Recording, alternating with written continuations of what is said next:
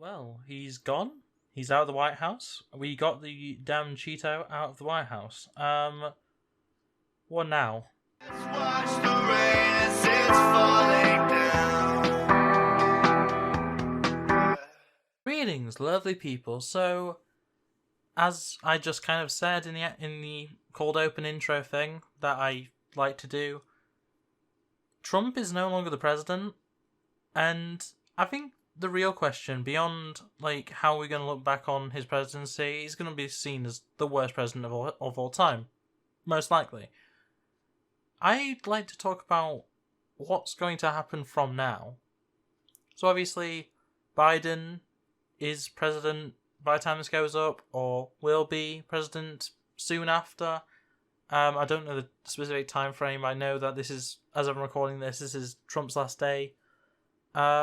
The inauguration is tomorrow, and yeah, I just think it's going to be an interesting first month. I think I just kind of want to discuss some ideas of how discourse is going to change. So, if Trump doesn't see jail time of some description, I pretty much guarantee he is going to create some sort of like pirate radio sort of deal, and he's going to make a podcast or something like that that is going to be basically him acting like he is the president still, and his cronies, his cult are going to continue to follow him, probably cause more damage than has already been caused, and generally things are probably not going to get much better quickly.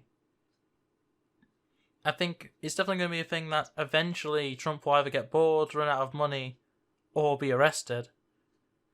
But at the same time, if none of that happens in the first month, I don't see it really affecting anything no matter what. This first month, everything needs to go back to normal as much as it can. Obviously, we're still living in COVID times. It's not like it's just going to snap to normal as soon as Biden's inaugurated, but I don't know. I can hope that, Trump isn't going to cause a civil war. We've managed to avoid it thus far. Like, I don't see why it should happen now. But it's just a worry, I can't help but think maybe something will go wrong. Maybe, Trump will actually manage to get his supporters to do something completely irrational, completely idiotic. And maybe that will start something. Now, I make it more clear than I probably need to that I am not American, I don't live in the US. I'm British, I have my own worries when it comes to the government. But I can't help but worry that if something as big as a civil war occurs within the US, I can't help but think that it's going to bring my country involved.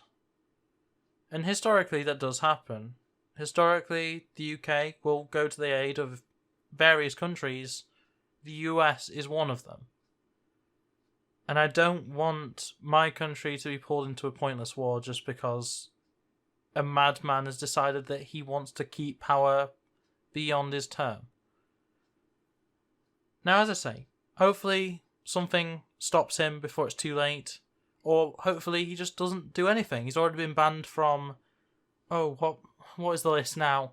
He's been banned from all Twitter companies. He's been banned from all Facebook companies, everything on Google, Spotify, TikTok.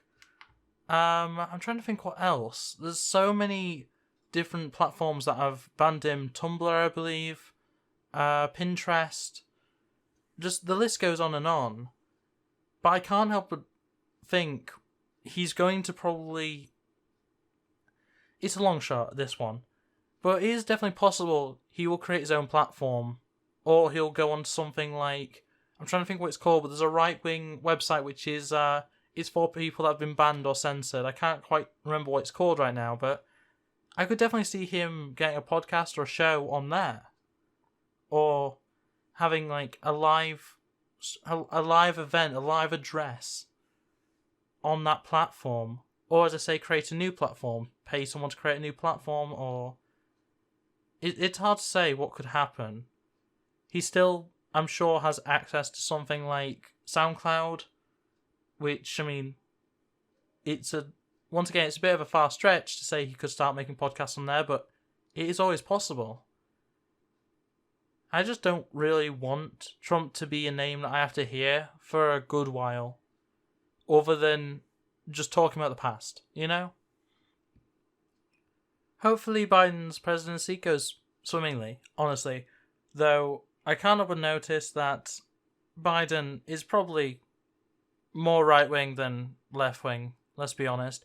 He may represent the left-wing party of America, but he's not a leftist. He's not on the left, realistically. He is very much on the right.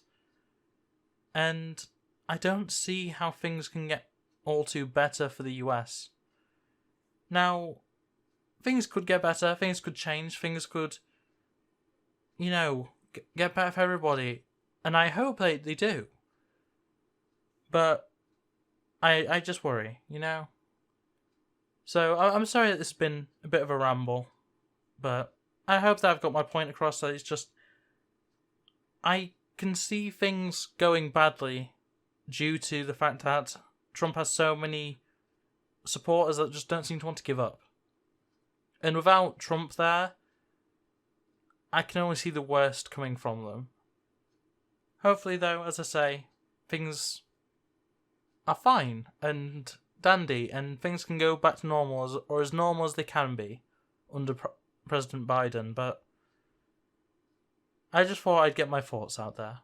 So originally that was the end of this video, but I just saw a story. It's from yesterday, I believe, or 2 days ago as of this going up, and I couldn't help but just laugh about it. So, as many of you remember, back when Trump first visited the United Kingdom, he was greeted by a giant inflatable balloon of a baby Trump. And that has officially been put into the British Museum. I can't remember which specific one it is. I'll quickly just get the article from Bloomberg up. It's the Museum of London. And oh my, that's just great. So this is history now. This is permanently part of British culture. The fact that we made a giant baby blimp of Trump. I can't get over that. It's just funny to me. I just wanted to mention it.